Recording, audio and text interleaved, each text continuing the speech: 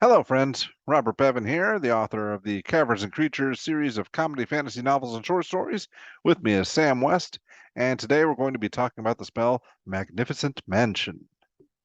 This is technically named who's Magnificent Mansion? It's not. Mordenkainen's, I Is it? believe. Is it? Okay. I think. Oh God, I have to Google that now because I'm gonna sound like an idiot on the internet, like I always do. Yeah, it's Mordenkainen's. All That's right. his sword and stuff too. His crib. Yeah. All right. I'm looking over the spell, and is this just long rest the spell? Kinda. Because it doesn't heal you or anything. It's not like Hero's Feast where you get like hit points and healing and stuff. This is just a place to stay for 24 hours. Yeah, it's like an Airbnb. Is how I like to Okay. think of it. It's not particularly useful. It's fine. Uh, the bulk of the power is in the first couple lines of text, so we'll get there whenever we're talking about like here. I can go through what the spell does specifically Yeah, because it let's does do like that. yeah, it kind of does a bunch of stuff. So this is 7th level spell. So this is a pretty tall order. It's a Bard Wizard spell. It's not a ritual, which is kind of a bummer. But if you're casting this, you're probably long resting anyway, so it's not really a huge deal. It takes a minute to cast. It's got a 300-foot, I think it's 300-foot area. Like that's the inside of it. It's better range. You cast the spell base, so we'll get there when we get there. It takes your visual, somatic, material components. It gets you like a tiny small thing that costs 5 gold. I would expect the spell normally to cost like material gold that's consumed, but it doesn't, so that's nifty. That's an important note that I'll mention. It lasts a day, 24 hours. What the actual thing does is you conjure an extra-dimensional dwelling in 300 feet of you for the duration. You choose where it is, where its one entrance is located, and it shimmers faintly and is 5 feet wide and 10 feet tall. You and any creatures you designate when you cast the spell can enter the space for as long as the portal remains open, and while you are within 30 feet of the portal, you can open and close it. While it's closed, it's invisible. Beyond the portal is this big mansion. The mansion's got a bunch of servants. It's really big. You can have the servants make you a banquet with a bunch of people that can feed a bunch of people. So if you wanted to be like, hi, peasants, you want to feast like kings tonight?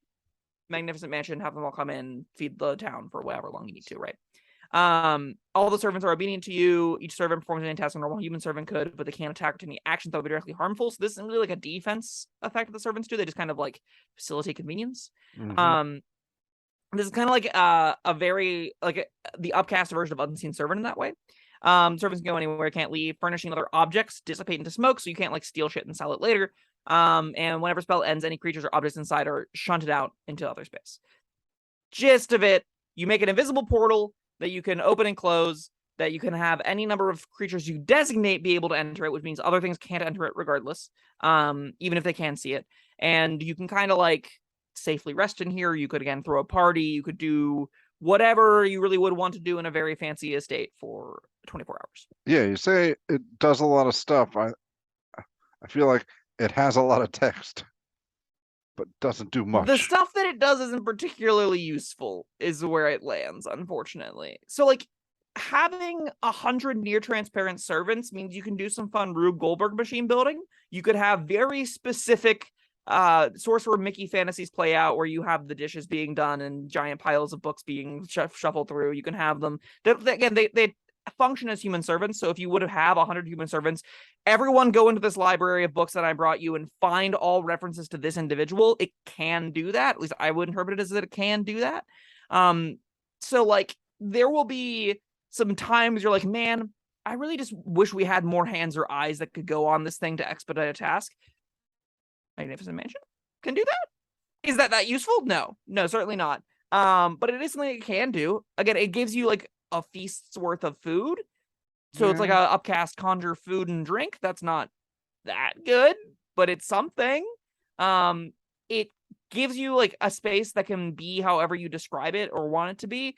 Now this is where we get into some messy territory as to whether or not the spell it's like within the spell's constraints, but like I would argue this could function as giving you like a workstation for specific artisans crafts. I would argue that this could be like I can see this being a place where you have a skinning lodge or an artificer's like workshop, a metalsmith's forge-esque Right. kind of things. Yeah.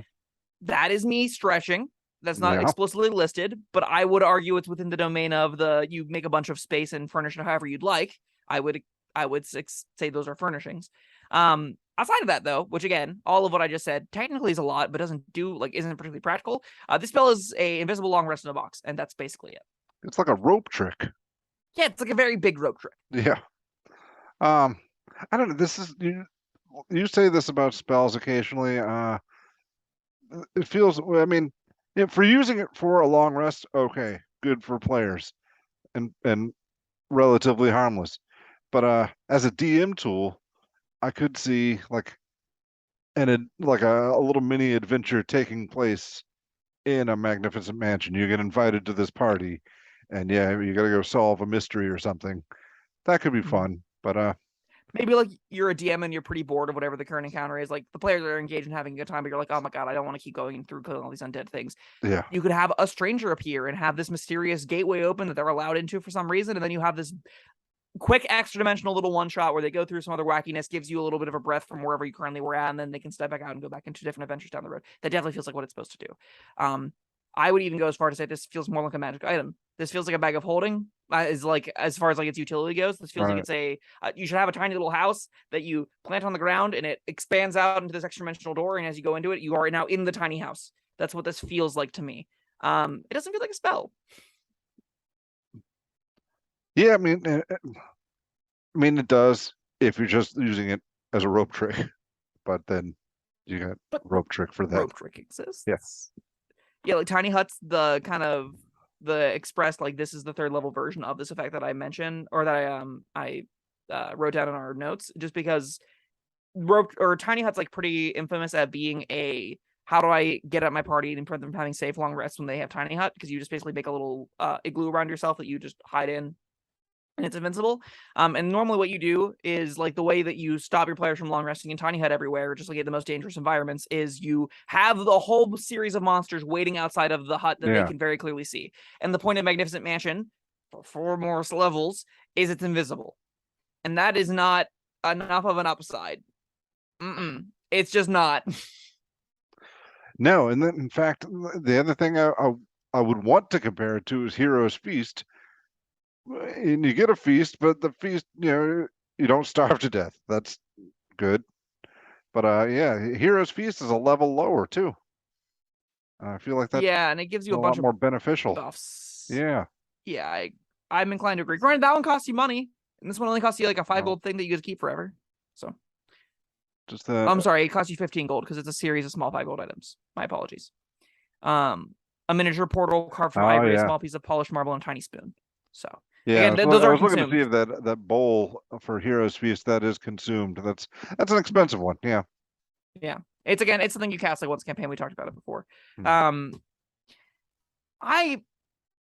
I don't think this spell is important. And I think that a lot of games that would want this kind of effect can get it better cheaper. And the games that I think most games won't want this kind of effect or need this kind of effect. I think most of the time DMs will figure out quickly how their players like to spend their resources and interact with the game. Players that are like, they have a blast blowing all of their load going into against, spending all their spell slots every encounter, spending all their resources every encounter, fighting against a bunch of different stuff, right? The DM is likely going to plan out, these are places where you're going to be able to cleanly and safely long rest. Long resting isn't often a problem at a lot of tables. And tables where it's a concern, where you want to say, but have a larger tax on your players' resources, and you don't want to necessarily give them long rests everywhere. These kinds of effects can be frustrating to manage and don't tend to be that fun of an experience from either party, because if you're the party that like the little goblin watched you all walk through the invisible surface and now there's an encounter outside whenever you finish your long rest, or again the dragon camping on top of the tiny hut kind of example, it doesn't feel like it feels like you're getting almost like unfairly attacked for just trying to get your resources and stuff back. And it makes somewhat of an adversarial relationship. It makes some kind of conflict that I'm not a big fan of. I don't hear a lot of good stories about, we cast tiny hut, we got a long rest, and then the DM ambushed us and it was super fun. A lot of the time it's like, well, that was a dick move. But you weren't supposed to long rest there. Yeah. I don't know. It feels like this is a way that creates more frustrations than pleasant experiences, and I think I would rather not have these tools exist so DMs and players could figure out how to challenge each other in ways that makes the long rest mechanic work. This tries to interact with that on an axis that I don't think is helpful. Well, there's that, and also it can, if the DM is trying to create this atmosphere or something, and you've been slogging through this dungeon for a week. The walls are dripping with mildew and there's corpses everywhere. Then, oh well, all right, we need to take a break. We're gonna go dance to polka music and wash our clothes and stuff. That's a little jarring Yeah, I agree. potentially. Yeah, I'm not a fan of this one. It's Neither am I. and it's like the maze. All right, there's no mansion. There's nothing. There's no maze. Nothing's going on. Okay, I will fight you on that one. There Oh, very clearly is a mansion that very clearly has mechanics that lets you do a whole bunch of cool stuff. That was literally the all first right, intro all to right, this yeah, all video, right, was yeah, me yeah, saying yeah. how you can do cool things with the mansion that are just more or less useless. Okay, I will concede. You are correct. Um, but yeah, that's still don't like it. Yeah. What?